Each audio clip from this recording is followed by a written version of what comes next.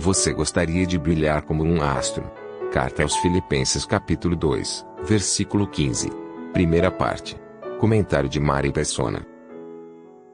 Esse capítulo 2 de Filipenses, ele mostra Cristo como nosso padrão. O padrão para o cristão é Cristo. De certa forma, nós vamos sendo transformados à imagem dele. 2 Coríntios 3, versículo 18.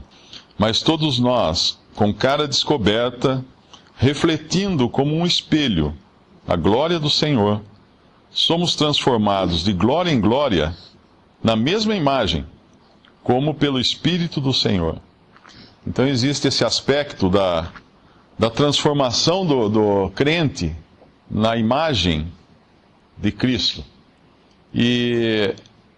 Mas é interessante que a hora que fala aqui, para termos o mesmo sentimento no capítulo 2 de Filipenses, quando a gente chega no versículo 12, tem uma frase aqui que muitas vezes coloca em dúvida.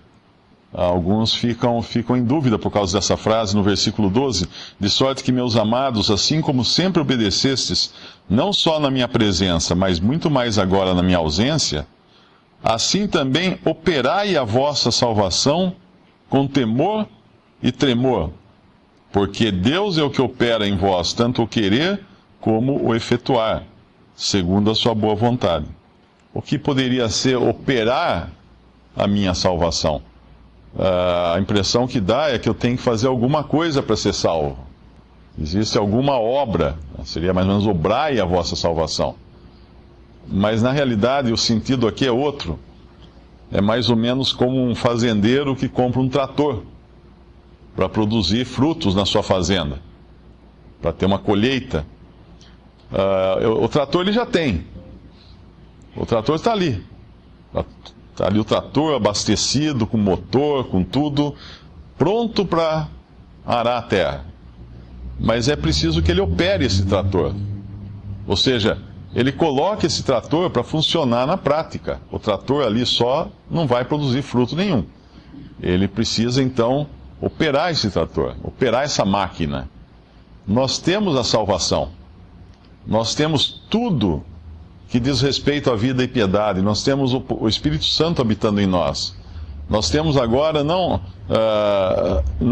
apenas a capacidade de fazer a própria vontade, que nós já tínhamos, mas agora nós temos Deus operando em nós, tanto o efetuar, o querer como o efetuar, segundo a sua boa vontade, que é o versículo 13. Então nós temos todos os recursos para transformar essa salvação que nós já temos em algo prático.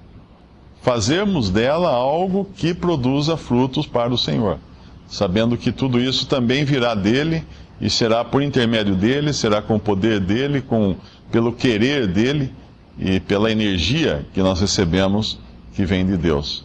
E aí ele vai dar exemplos aqui de alguns cristãos, como Timóteo e como o outro que fala aqui, Epafrodito, se não me engano, no versículo 25.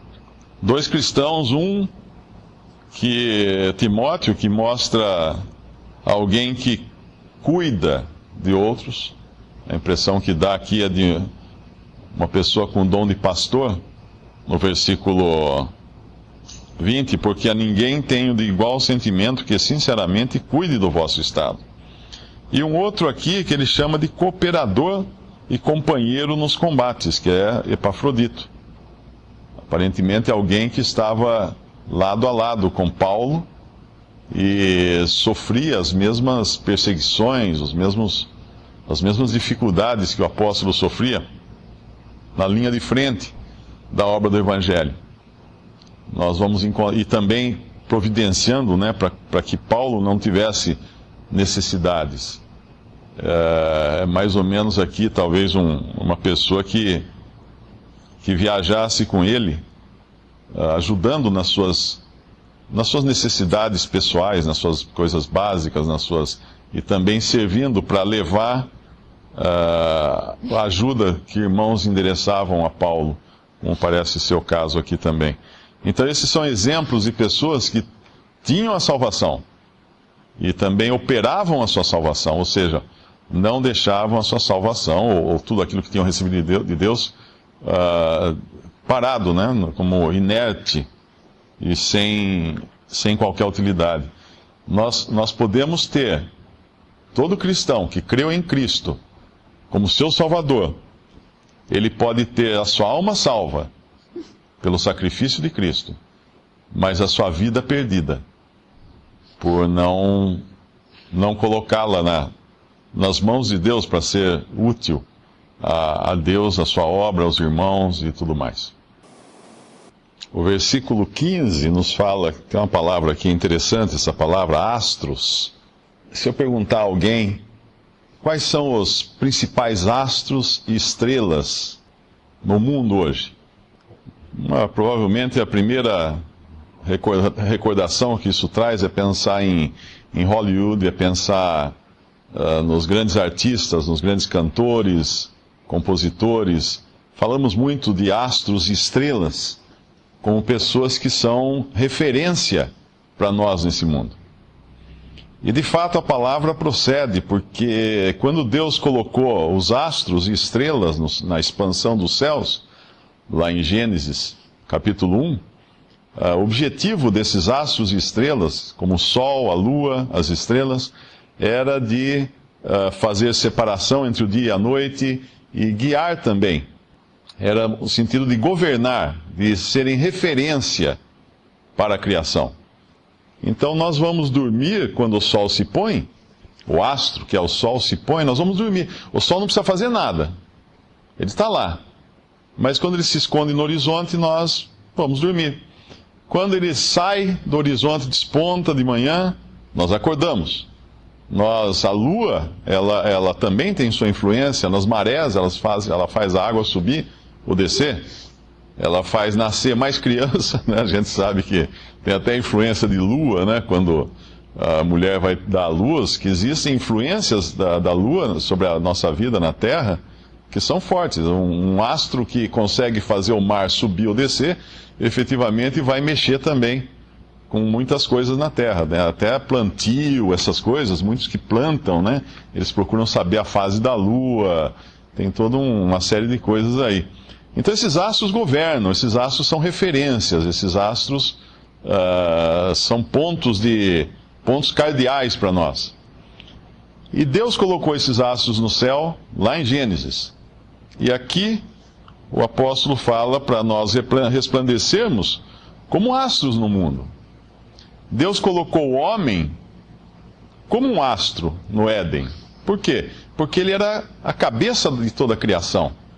Ele era a imagem e semelhança de Deus na terra, representando a Deus na terra. Ele estava acima de todos os animais, de todos os seres criados, e ele devia então se portar como cabeça daqueles seres criados. Mas o que aconteceu no Éden? Quando a gente lê em Romanos capítulo 3, tem uma passagem interessante por causa da ordem que o apóstolo Paulo coloca aqui quando ele vai falar dos ídolos. Romanos capítulo 1, perdão. Romanos capítulo 1, versículo 22, dizendo-se sábios, tornaram-se loucos, e mudaram a glória do Deus incorruptível em semelhança da imagem de homem corruptível, e de aves, e de quadrúpedes, e de répteis. É interessante que nada na palavra de Deus é sem sentido ou sem um objetivo. E aqui nós vemos essa ordem que é colocada. Vem primeiro o homem, depois as aves, depois os quadrúpedes e depois os répteis. O homem, porque é o cabeça da criação, está acima de todos os seres criados. As aves, porque se nós colocarmos numa escala, né, física, o homem certamente estaria muito mais perto do céu por ser um ser criado à imagem e semelhança de Deus e ter um espírito que pode se comunicar com Deus. As aves, elas voam. As aves estão acima dos outros animais na criação, talvez não no sentido de inteligência ou qualidade ou qualquer coisa assim, mas elas fisicamente, elas atingem as alturas mais elevadas entre os animais de toda a criação. Aí vem os quadrúpedes, que não saem do chão. Estão sempre na terra. E finalmente os répteis que se arrastam, que é o mais baixo que um animal pode estar, é se arrastar na terra.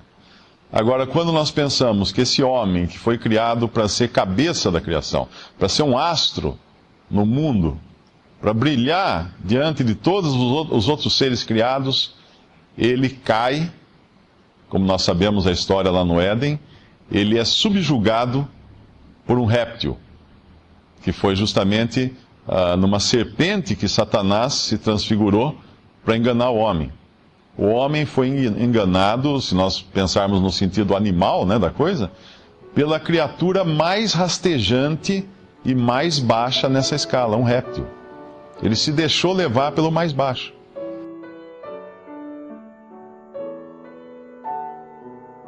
Visite Respondi.com.br. Visite também 3minutos.net.